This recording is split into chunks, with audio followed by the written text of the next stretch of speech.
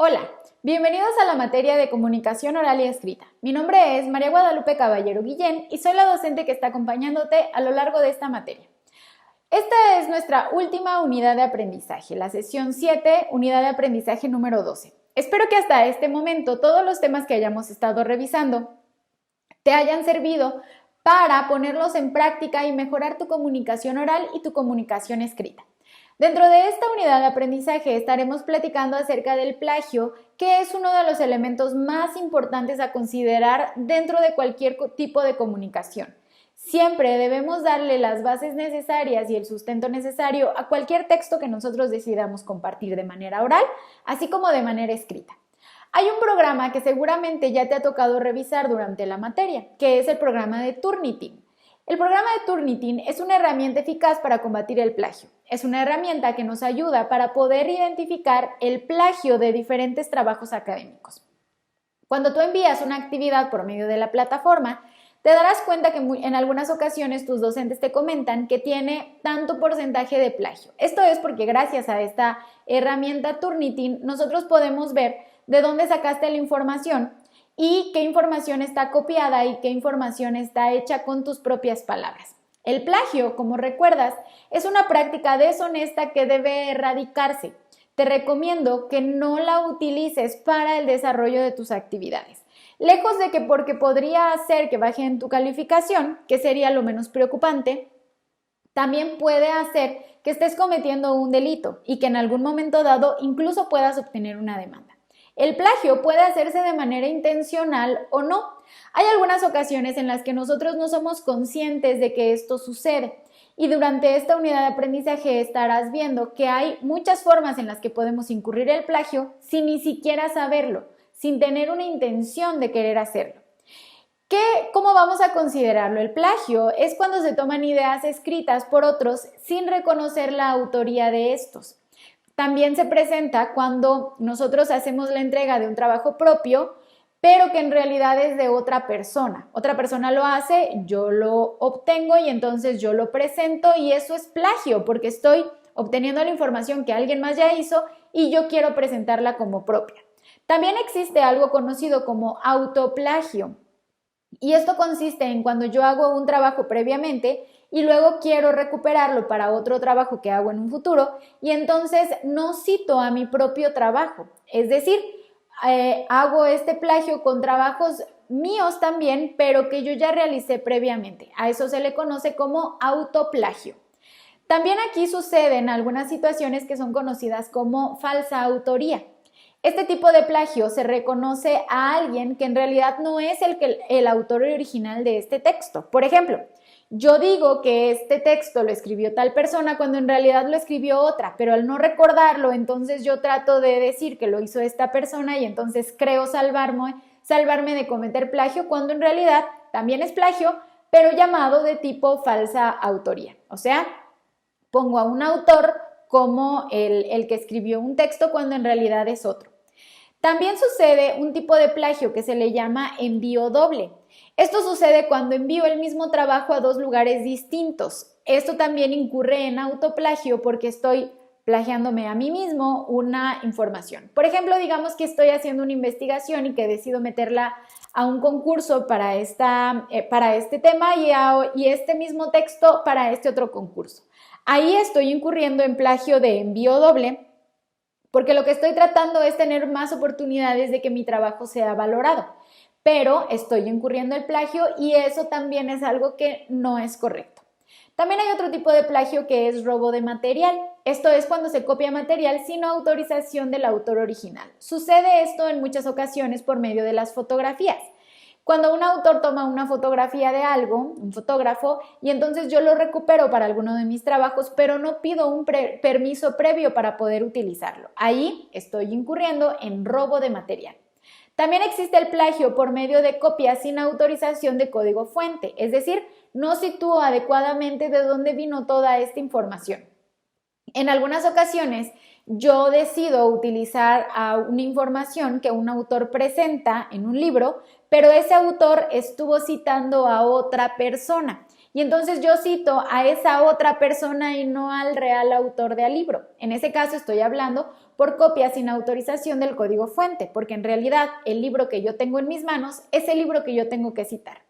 Otra de las formas de plagio, y sobre todo las más utilizadas actualmente, es el copia y pega, que es el que más se utiliza y es un proceso que también está totalmente incorrecto y que también incurre en este delito de plagio.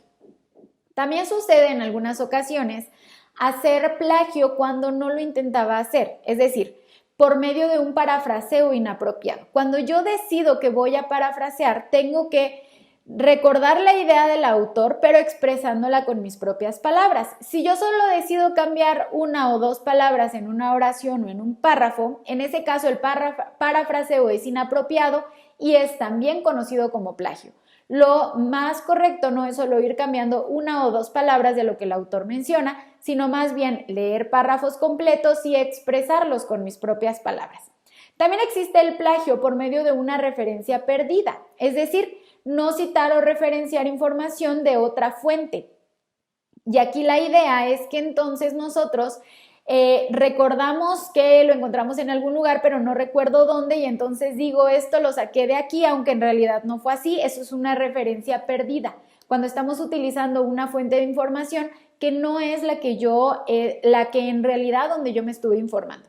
También funciona la referencia falsa. Esta consiste en inventar la fuente de información. Por ejemplo, no recuerdo de dónde lo encontré, pero tal vez voy a poner que lo hizo este autor en este año, pero ni siquiera existe una fuente de ese año y de ese autor. Esa es una referencia falsa y también es considerada como plagio.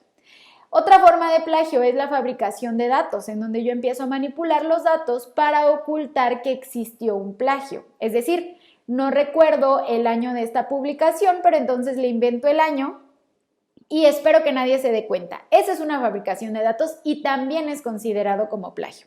Finalmente, otra forma de poder plagiar información es por medio de robo de ideas. Esta se presenta como una idea propia, algo que es original de alguien más. Y en este caso también estamos incurriendo en plagio. ¿Cuándo sucede esta situación de plagio? ¿Cuáles son las causas que hacen que en el ámbito académico, o sea, los alumnos, incurran en este delito? Normalmente puede ser por falta de tiempo. Tal vez al alumno ya se le hizo tarde y tiene que entregar las actividades, no recuerda cómo poderlo hacer o ya no tiene tiempo para poder citar y entonces entrega un trabajo sin citas y sin referencias. Esta falta del tiempo hará que incurra en el plagio. Otra de estas formas es porque el docente no sanciona como debería hacerse. En realidad, cuando un docente se da cuenta que un texto está siendo plagiado, debemos asignarles un 0 de calificación para que esto no siga ocurriendo. Sin embargo, hay docentes que no lo toman en cuenta y entonces los alumnos se acostumbran a seguirlo haciendo.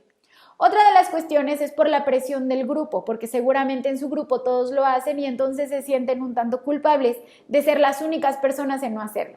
Este es un grave problema, sin embargo, también sucede y esto hace que las personas no se den cuenta del grave daño que están haciendo al momento de plagiar.